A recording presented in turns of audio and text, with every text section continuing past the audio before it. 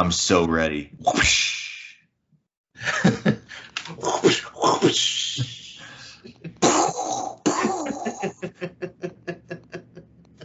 Welcome, everyone.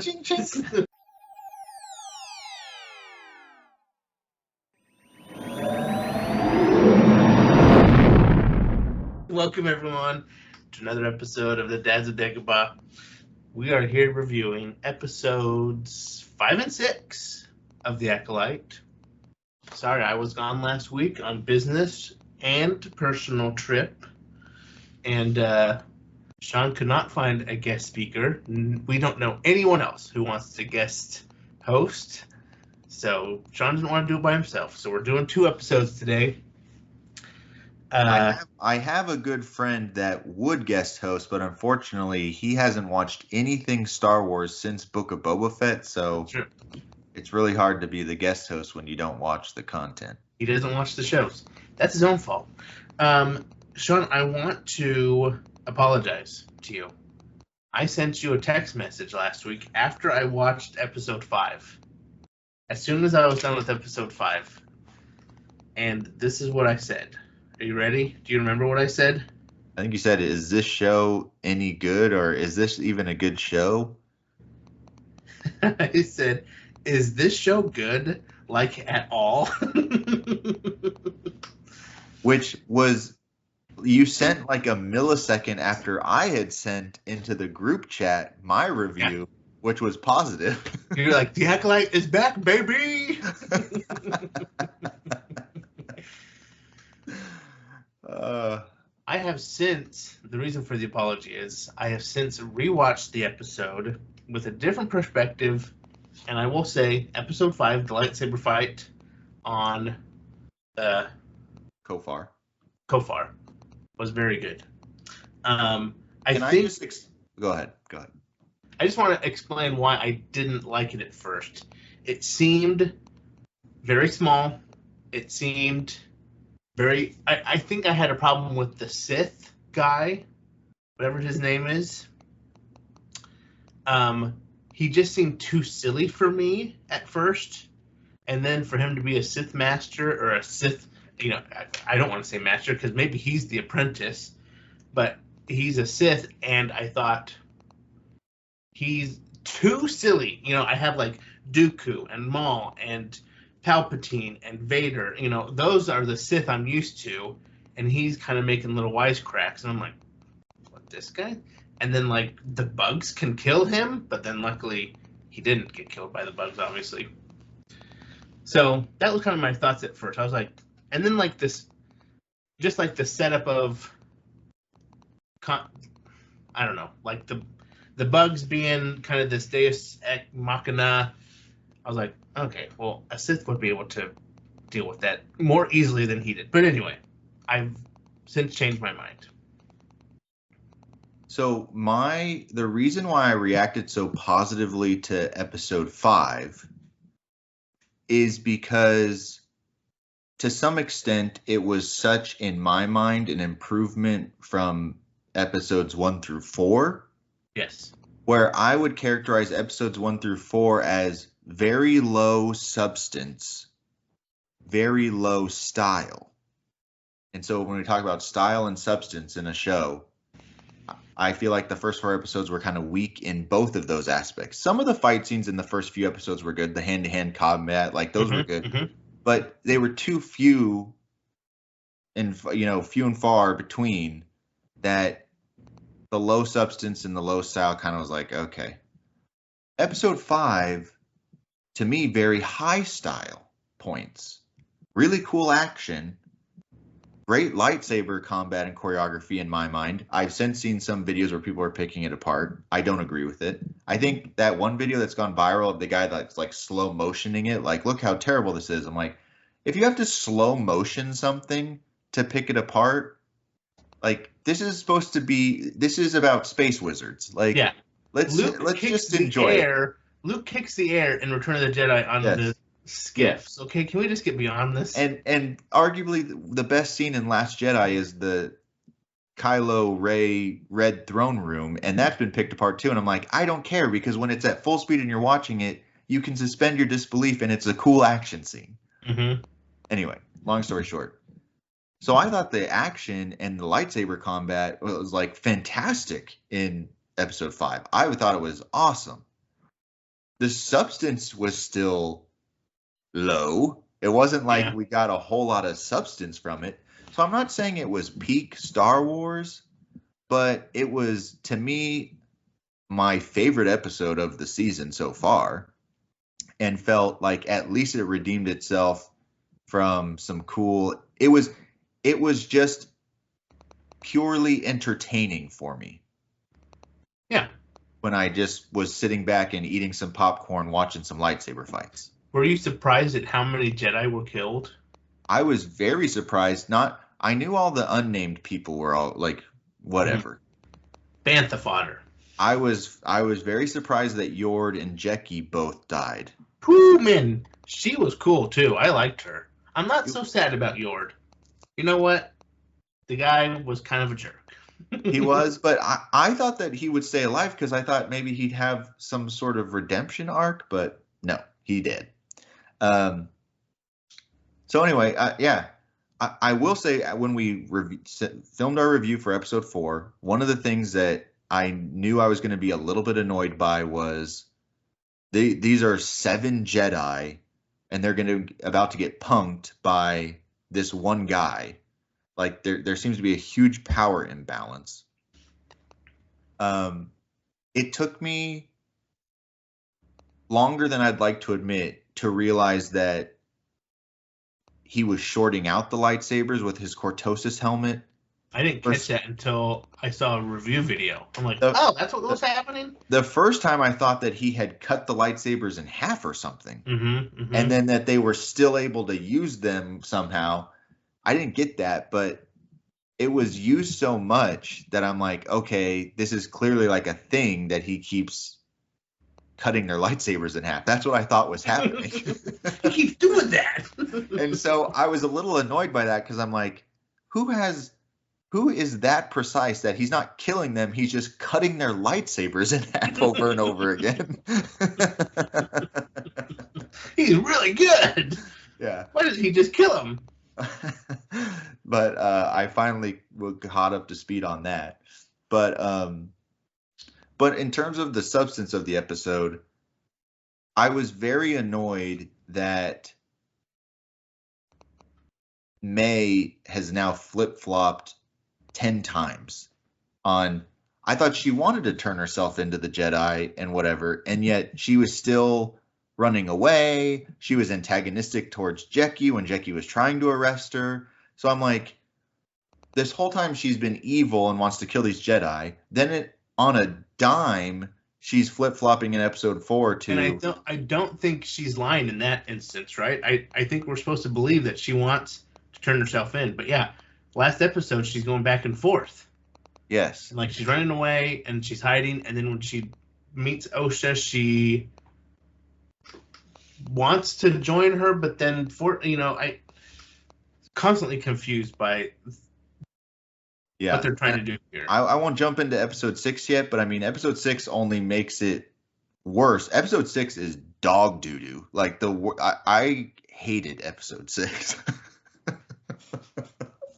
But anyway, back to on episode 5, I felt like I kind of liked the Sith character.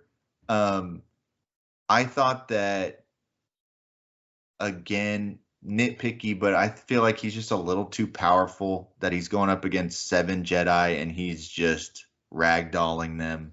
Yeah, it comes like, again, nitpicky, but it's the same as Palpatine with the Jedi people coming to get him, right? And he deals with them so easily. I think it's supposed to show like their overconfidence in being able to deal with the problem, but their foe is so much greater than they ever imagined, I think is what the parallels we're supposed to see here. Yeah. Like they go try to arrest Palpatine and it doesn't work either for him. I am very interested by your thoughts about episode 6. So I'm excited when we get to talk about that.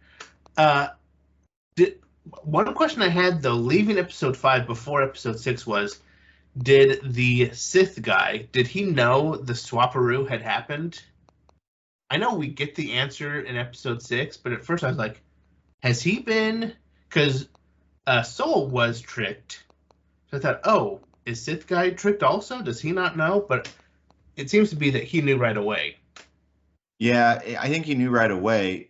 Well, and then another part I remember now that was annoying to me about episode 5 that carried over into episode 6 is I understand the kind of narrative storytelling device of like foreshadowing or a cliffhanger or like whatever.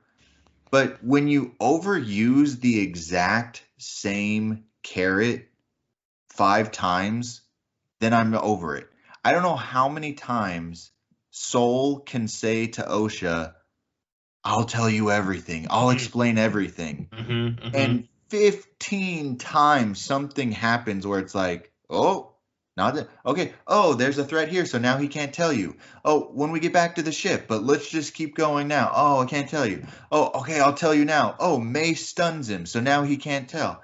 Oh, I'll tell on the ship in episode 6, May, he doesn't know it's May at that point, but Osha, I'll tell you everything. But then the power comes back on. I'm like, why can't you just tell her? Who cares that the power's on? Just tell her. Yeah. Just tell her. And so I'm like over it. I'm so annoyed with how many times are they going to be like dangling that in front of us of he's finally going to come clean and something happens. It's like because he's also dangling it in front of us as the audience. Yes. Because we now know something else happened. Yes. Yeah. It's losing its effectiveness because now every episode that conversation happens. And to get to the end of episode 6, and you've now done that to us 4 times, and we still don't have a payoff for it. Mm-hmm. It's very stupid to me. Let's talk about episode 6. You thought it was dog doo-doo. I thought it was the best episode of the season. Boo. I knew you were stupid. Mainly because it took place on Octo, and that's where My Last Jedi. Unknown. I know it said unknown planet. It's Octo. Okay. Look at the porgies. They know. Do you think those elephant geese, as I've decided what they're called? I don't know what they're actually called, but the little creatures that they showed, are those like the ancestors of porgs, and porgs are going to evolve into those, or evolve from those? The ancestors of the green milk dudes. Oh. Or the caretakers. Yes. Anyway, I loved episode 6. But let me clarify. I loved the stuff between Osha and Sith Dude. That's what I liked about the episode. Because it's the Thanos treatment of, oh, the guy's got a point. Oh, the bad guy's got a point here. Now this is interesting. That is very interesting that you were intrigued by that. I thought it was a big, fat nothing burger. I had to sit through 40 minutes. 40 minutes of exposition. Over to the dark side? 40 minutes of exposition that told me nothing. Nothing happened in that entire episode. That's not true. Pip got factory reset, okay? Oh, the guy got his memory wiped. This is another thing. Basil. Can we get to the point of what is he going to do? I feel like it has been 3 straight episodes of the same exact thread with no payoffs. Every single thread. We are no further along in any of the arcs than we were 3 episodes ago. What are you talking about? May is now good guy, and Osha is now bad guy. May is not good guy. We don't know. We have no idea what May is. May is schizophrenic. She wants to turn herself into the Jedi. She doesn't want to turn herself into a Jedi. She's going to fight the Jedi and try to kill a Jedi, Jeki. Then she wants to be with May, Then she stuns May and leaves her for dead with the Sith Master, and then impersonates her to go be with Soul, to then try to kill Soul, but then doesn't kill Soul. Like, what is happening? And what? Yeah, I didn't quite understand why she had the knife, she had the opportunity, and then didn't go for it. Like, what? And when did Soul figure it out? Yeah. Because it's like, on Kofar, he didn't sense that's not Osha. That's No. May. He didn't. Because of her lightsaber haircut, it was so convincing.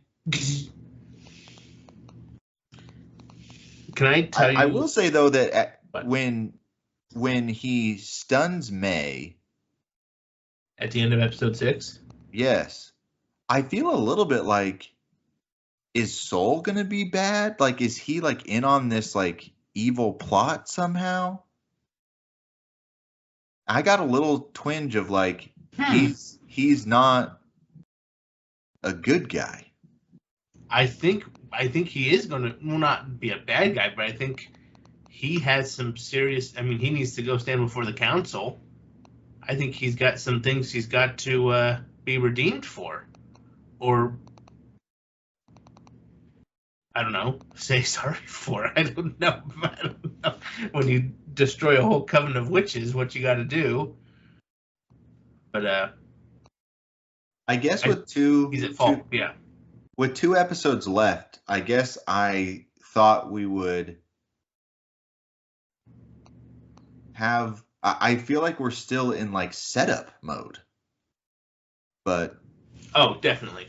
Yeah, I think they're building to some Sith Master reveal, obviously.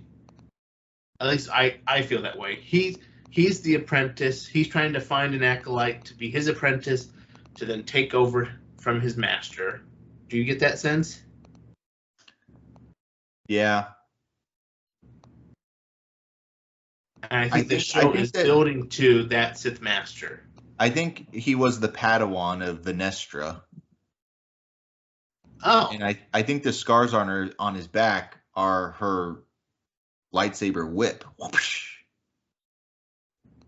That's what I think. That's interesting. Why would she do that? Because all the Jedi are evil. I don't know. Huh. But it was interesting because why is Soul knows that the Jedi are about to be there like a split second, and he gets out of there quickly. So it's like he doesn't want to be found by Venestra. It is interesting.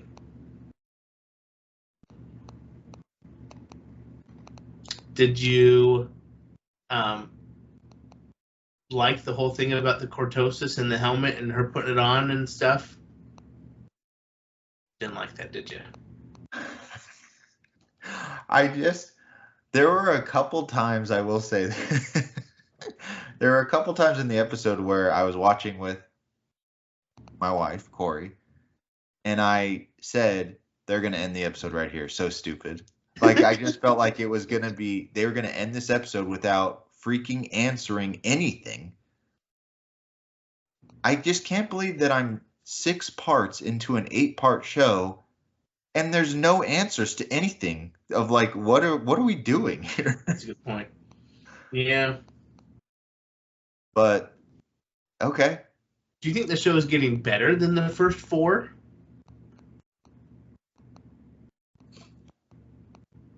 Because I am enjoying the build up now. I'm enjoying the what's going to happen next. I guess as we all know, if you're a longtime fan of the channel, guys, you know that I'll speak for myself. Not a professional film or TV critic. No, not at all. So I'm sure people could do a much more educated breakdown of story structure and plot and narrative and all. That's wonderful. I should probably watch some of those to get a better opinion of this show, The Acolyte. But I guess I'm struggling to articulate what is the point of the show. What is the driving conflict, or what are we trying to get a resolution to? The mystery of what Soul did in episode 3 when all the witches died? Is that what the big resolution of the show is going to be? What are we building to? What are we trying to resolve? I think we are building to episode 1, The Phantom Menace. I think this is setting up, or maybe even not even that, Attack of the Clones. I mean, it's the whole fall of the Jedi Order. It's the whole prequel saga. I think is what we're getting to. Is how did the Jedi, who were guardians of the galaxy, who were at the height of power, fall so quickly, so fast? Okay. They're blinded by their own ego. I agree with that, but still within the show, there has to be an arc where you come to some sort of resolution to end the current story.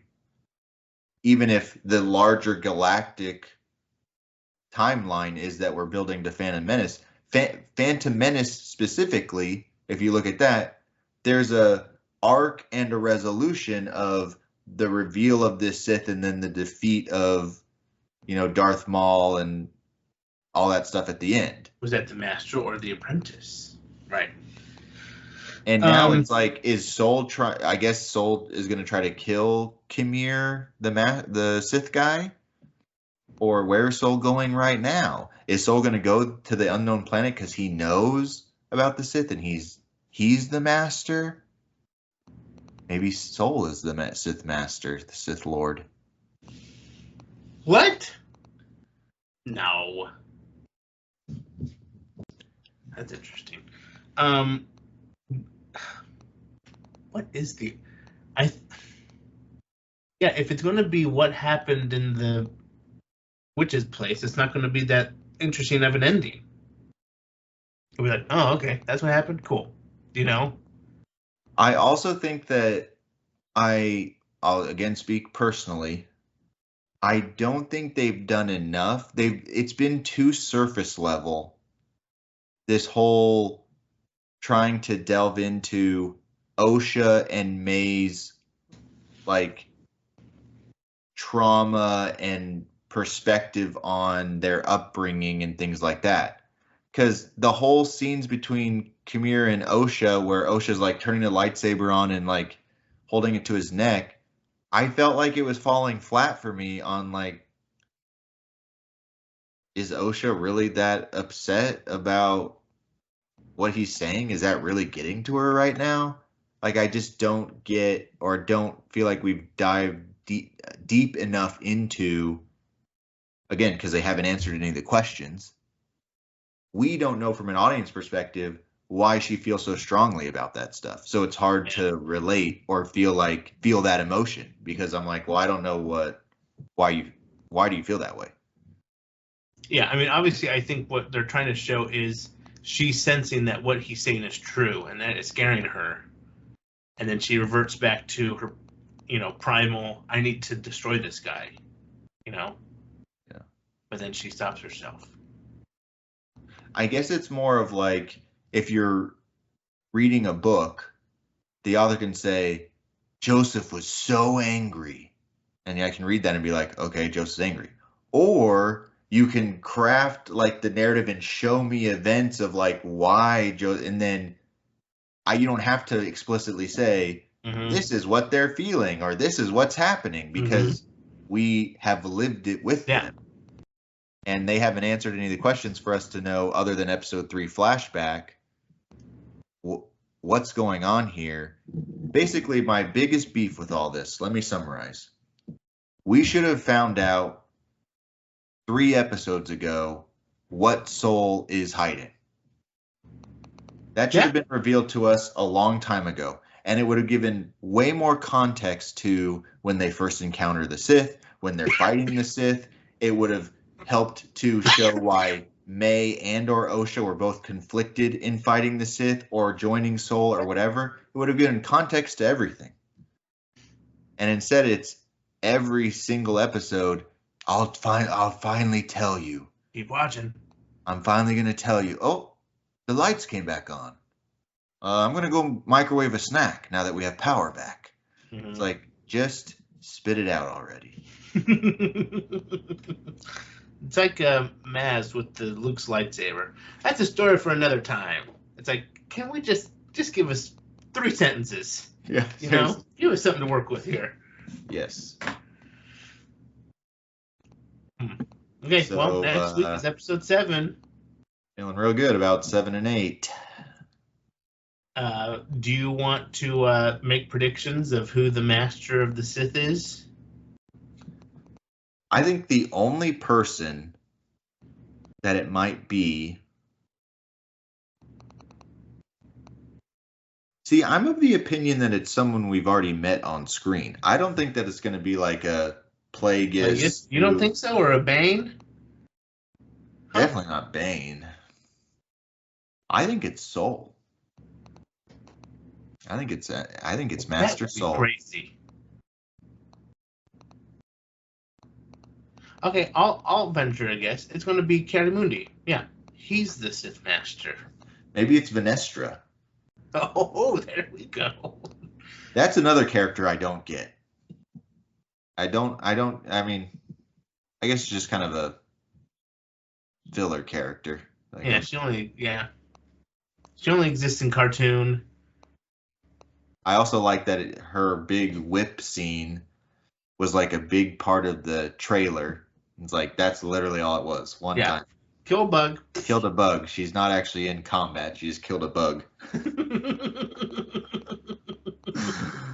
Well, we'll have to see what happens next week, because I think we're at the end of the episode today. Let us know what you thought of episodes 5 and 6. Is it getting better? Is it getting worse? Was the last episode Bantha Poodoo? Or was it, like The Last Jedi, great Star Wars? Subverting expectations. Subverting expectations. As it always happens on Octo. Anyway, we will see you again next week on the Dads of Dagobah. This is the way. We have spoken, and let's get back to the Bacta. You know what I'm saying? Back to the Bacta. We'll see you next week. Bye. Bye.